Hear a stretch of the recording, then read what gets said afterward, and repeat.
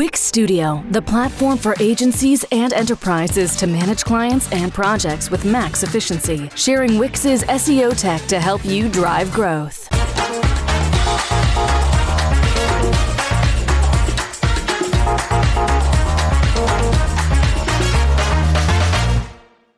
Fix errors, waste, and issues in a couple of clicks.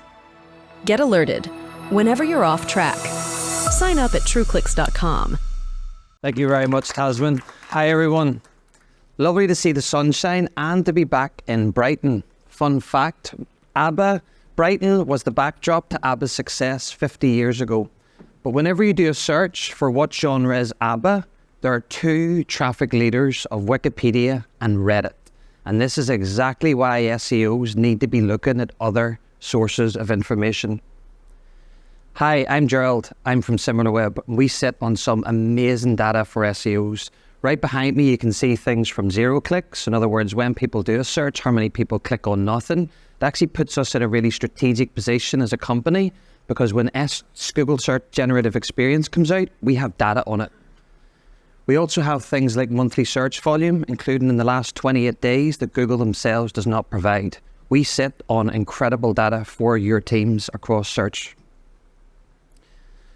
And as Tasman said, I actually fell into SEO accidentally because I studied information retrieval. I didn't know SEO existed, so searching on CD-ROMs and databases, and we take a really big, broad approach to search. So right now there's a lot of information in the room, the number of chairs, the number of people, but there's even more. The speed, the temperature, the direction of the air within the room. And that's exactly what information retrieval's approach does.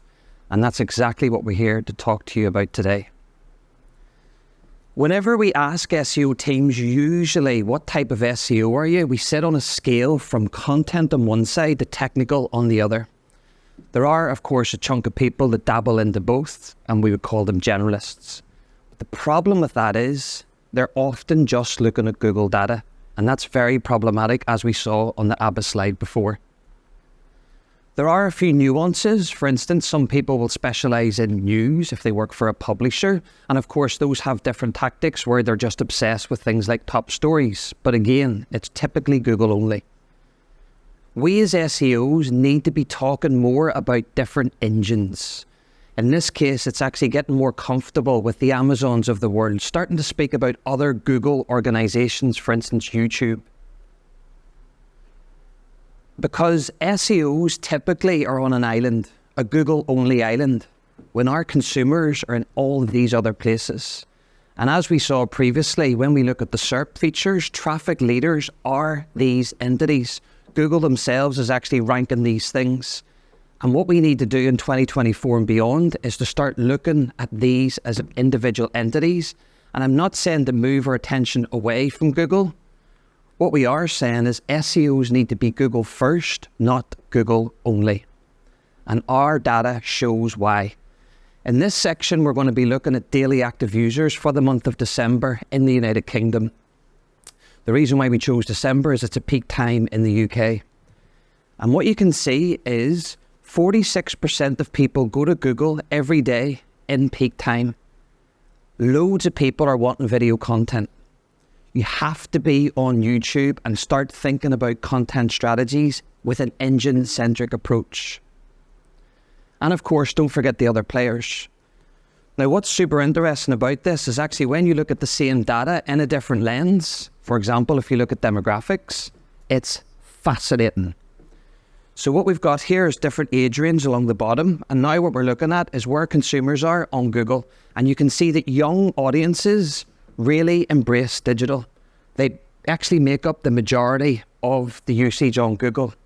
Now what we're going to do is be search engine centric and start to throw in other engines using the exact same data. Young people love video. If you want to embrace and get more new users who are younger, do video. The data shows you very clearly.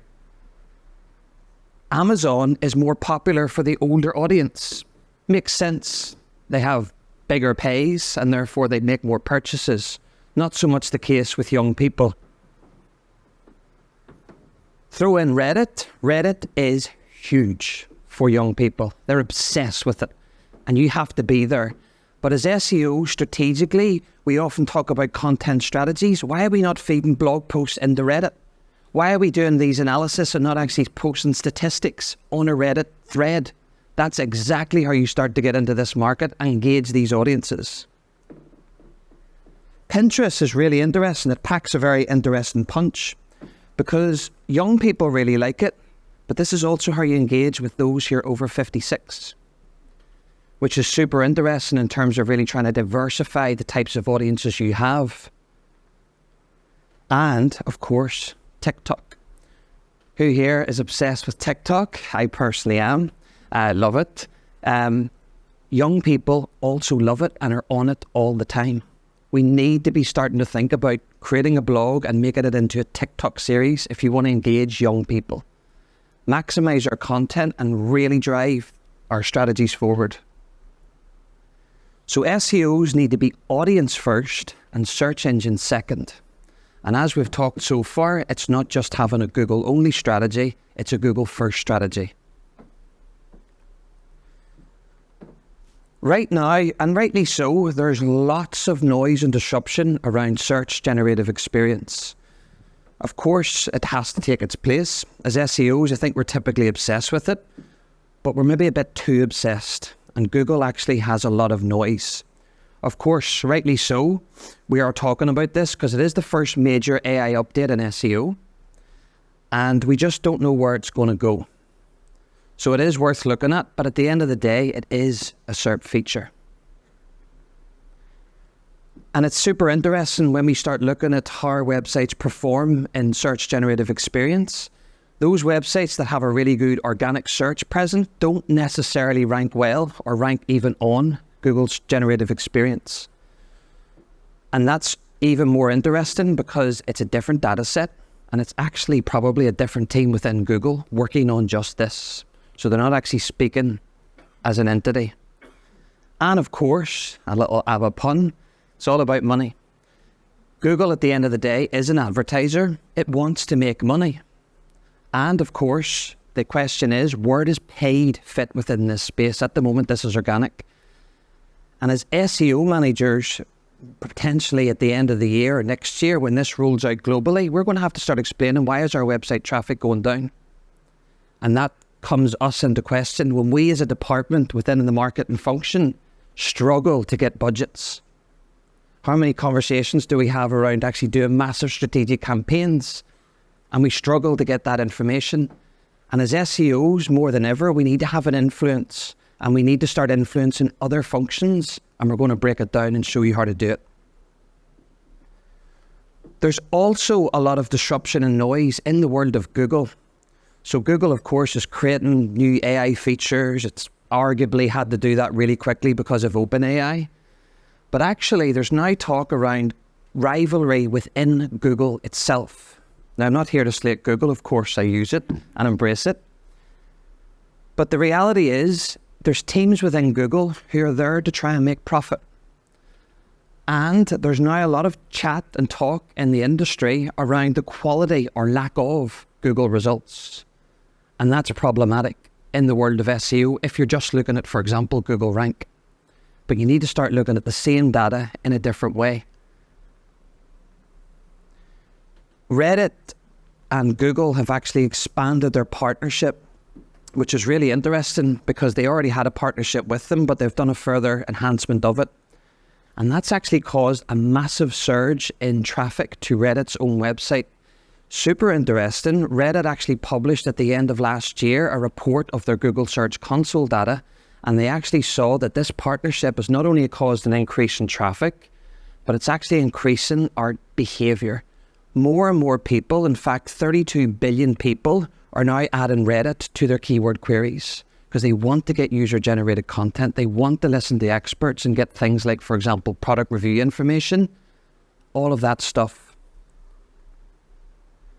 And the other big problem with Google is they don't even follow their own frameworks. How often have we talked in the world of content marketing about EEAT?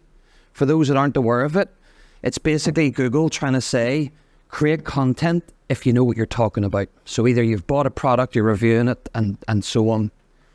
but their own article is 2 years out of date. It doesn't even show you new information. They haven't actually updated the framework. Now, one big bit of noise a few months ago was House Fresh. Did anyone see the House Fresh article? Interesting, we have a few hands. So for those that didn't, House Fresh exerts EEAT because it actually specialises in the quality of air in residential homes. So it knows air purifiers inside out. Yet, they actually wrote an article on how Google is killing independent sites like ours. And they themselves are actually having a search engine-centric approach because not only did they put this on their own website, they also published it on LinkedIn from that author. You can't get any more EAT than this. But whenever you do a search for how Google is killing independent websites like ours, look what's happening. Google is now chipping away market share to their own website, and it's showing LinkedIn, Reddit, publishers in this case, search engine land, and YouTube. So in other words, we need to start creating content in these places, and our data shows that people go to these every day. We need to be in all of those moments. And the craziest thing is, when you look at the SERP of the article title, it's LinkedIn, it's all of these players. This is mind-blowing. Why as SEO managers, we're not in these places? Past success is also becoming less predictable. We are in marketing. The market changes, whether it's a new competitor strategy. Don't forget those brilliant basics when we're looking at all of this newer types of data.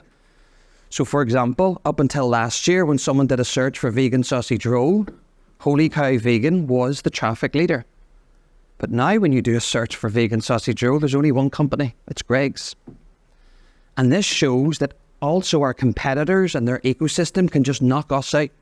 So we have lots of disruption from Google's own updates, what it does, what it doesn't, what it really excels and fuels. We also have the problem as marketers around the competition landscape. And in this case, you can see that Greggs is just completely eaten Holy Cow's traffic. In fact, their traffic is on the decline phase. And Greggs also has an issue.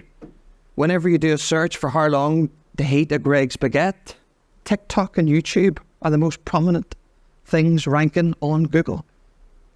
So this content needs to be created a lot more and try and get buy-in from digital teams who create videos. So how and what can we do with all this information so that you can win on and beyond Google? Well, the first thing is to throw away these frameworks because they're Google only. We've been talking in the industry about informational queries. We're even talking about insanely white papers. Think about it. Web search engines prefer to rank websites. They don't like PDFs. But yet we're talking about this in frameworks. It's so old school. We need to start thinking about engines and summarising them based on our behaviours. So we evaluate on Google, or we go, if you want to keep it even simpler, we buy on Amazon, and then we actually want to learn and get inspiration on YouTube.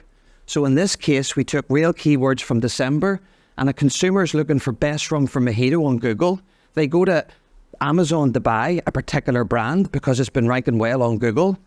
And hey presto, they also now want to get queries on, do I shake it or do I stir it?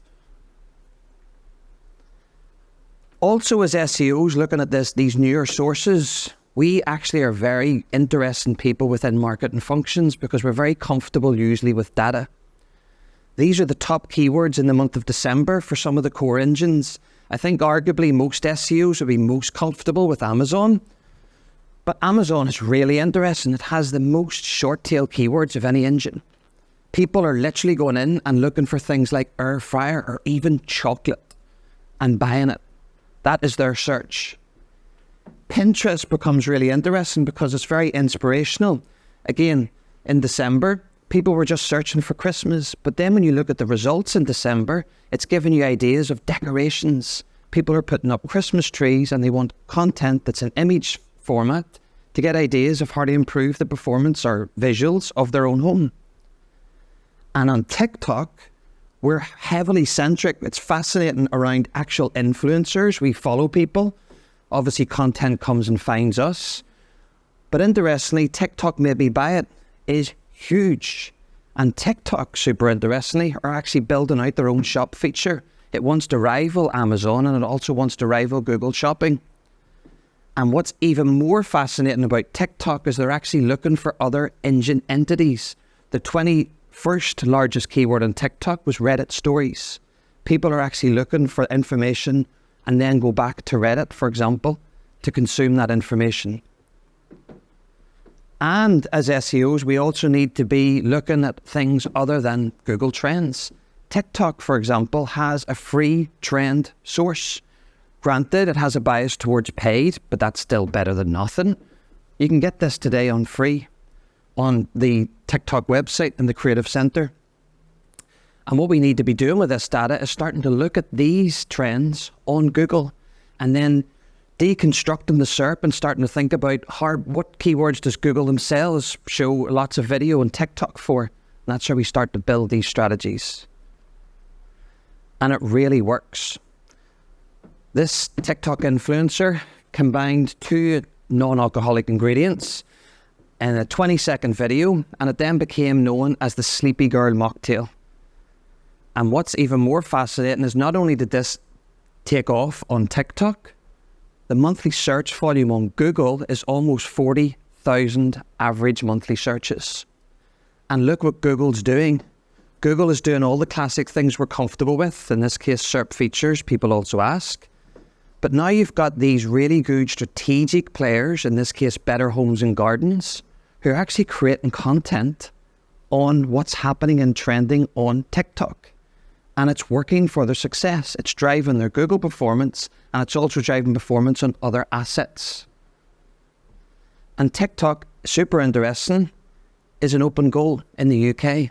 When you start looking at queries like, for example, TikTok SEO, how to rank well on TikTok, the demand is actually declining by 10%. As SEOs, when we start learning this and start to influence our social media team, we can become really strategic. And it's not just necessarily about going with them with data and drowning them. It's partnering with them. It's actually giving them things like keywords. It's looking and making sure they are aware of TikTok trends on TikTok's own website. It's sharing information between different teams. And of course, it's also going where the consumer is, and what company doesn't want that. So SEO is not dead. It's evolving, and it's evolving really quickly across all of these engines. And we need to stop talking about mobile first, all those years. That's a Google only strategy. We need to start using language like this: consumer trends, audience behavior and preferences, search demand. Simple, super easy way across any engine to start talking about monthly search volume, a very geeky SEO metric. Competitive landscape, SERP landscape, channel marketing, and of course platforms. Get more comfortable talking about the TikToks and Amazons. So key takeaways to summarize it up so far. SEO isn't dead, and neither is Google. Still, as SEOs, focus lots of our attention on Google, but also start to become really smart with the data that's on it. Our job is to bring order to Google's chaos, and we have a big thing coming with search generative experience, as mentioned before. We also need to get inspiration from other platforms. Get comfortable with actually looking at media and looking at things like videos and so on. Our audience should dictate what platforms we're on. Your social media teams have a ton of data on what your consumers are doing on all of your different digital assets. Use it.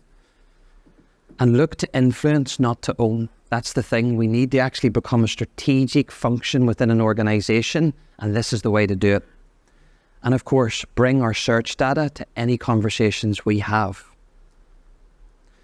You hopefully will have one on your seats. If not, come to our booth. We're downstairs, of course. And if anyone wants to scan the QR code, you can actually see some SEO features that we in SimilarWeb have for you today.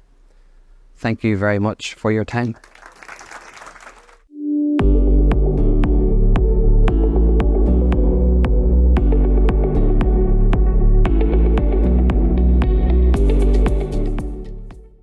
Monthly reporting making you want to shove sharp things up your nose? Try Dragon Metrics, the all-in-one SEO software with mind-blowing reporting tools.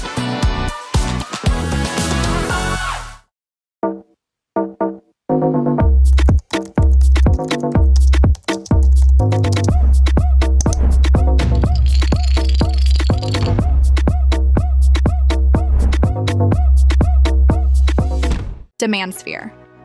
Limitless visual insights from the SERPs. Unlimited dashboards and users. Easy to use and easy to scale your growth to new levels.